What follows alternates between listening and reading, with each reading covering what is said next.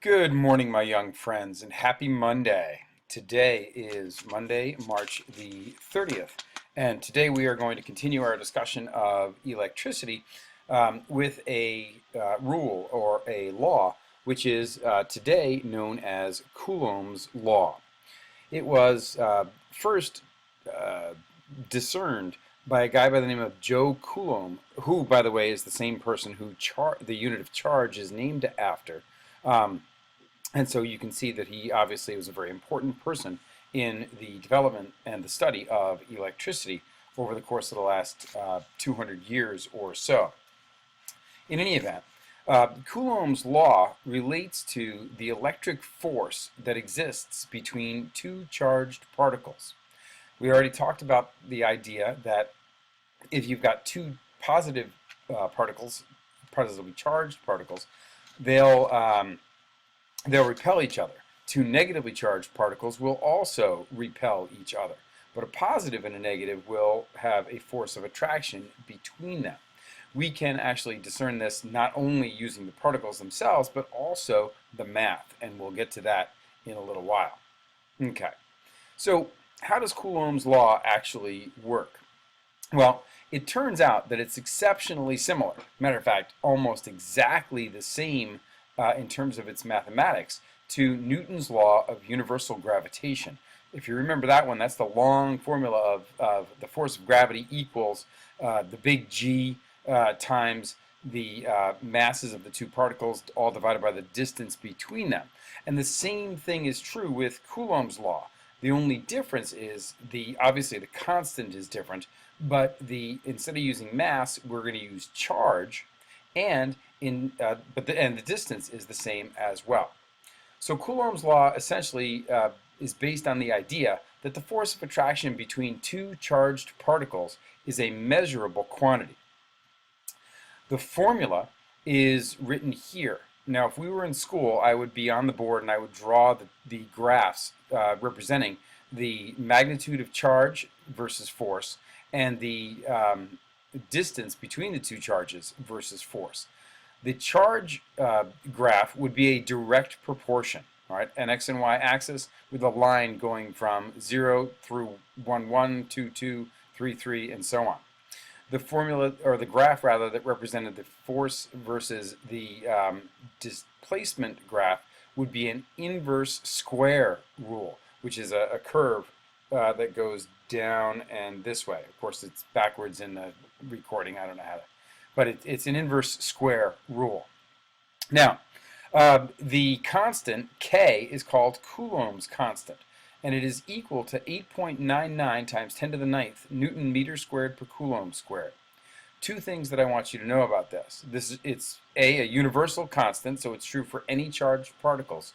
But the second thing that I want you to know is that Coulomb's constant is huge. It is 20 orders of magnitude bigger than Newton's constant for gravity.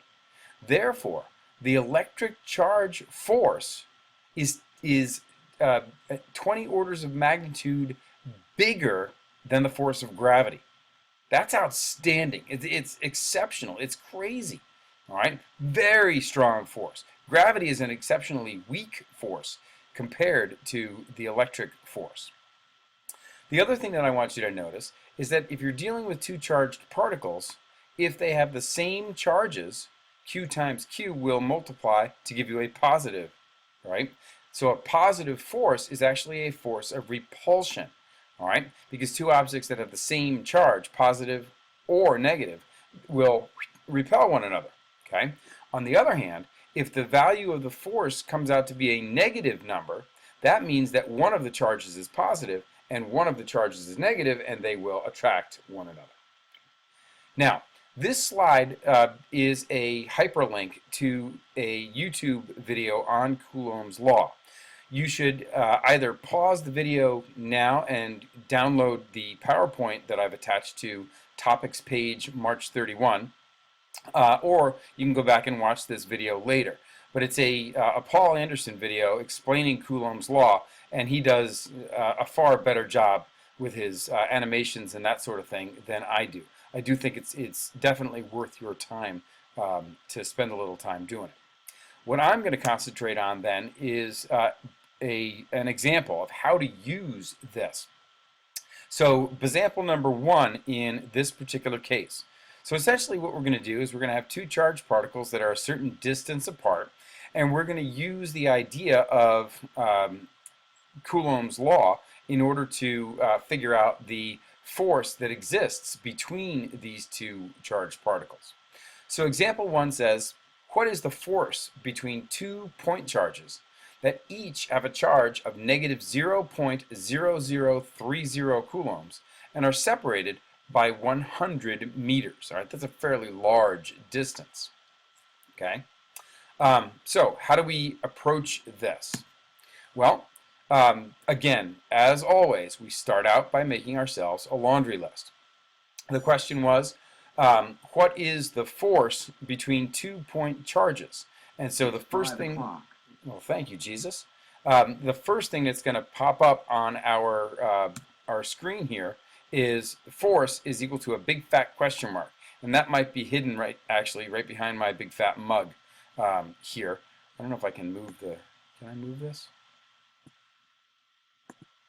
Oh, I can move it. Awesome. That's phenomenal. God, you learn something new every single day in this adventure. In any event, the force is a big fat question mark. Q1 is equal to negative 0.0030 coulombs. Q2, the Q's, remember, are the charges. Again, negative 0.0030 coulombs. The distance between the two charges is 100 meters. And of course, Coulomb's constant, which, by the way, can be found on your handy-dandy New York State reference tables on the very front page. K is equal to 8.99 times 10 to the 9th Newton meter squared per Coulomb squared. Here we write down the formula. F equals K times Q1 over times Q2 over R squared. In this case, the formula also is found on in the electricity section now of your reference table. So do a little bit of exploring with that. No algebraic rearrangement is required, and so we can simply plug and chug.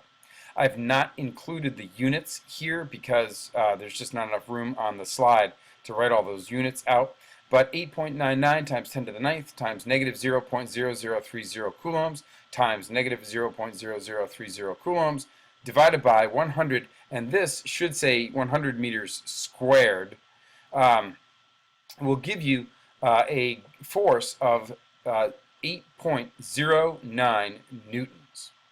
Now, notice that this is a positive force. The reason for that, of course, is because the two negatives multiplied by one another will cancel each other out.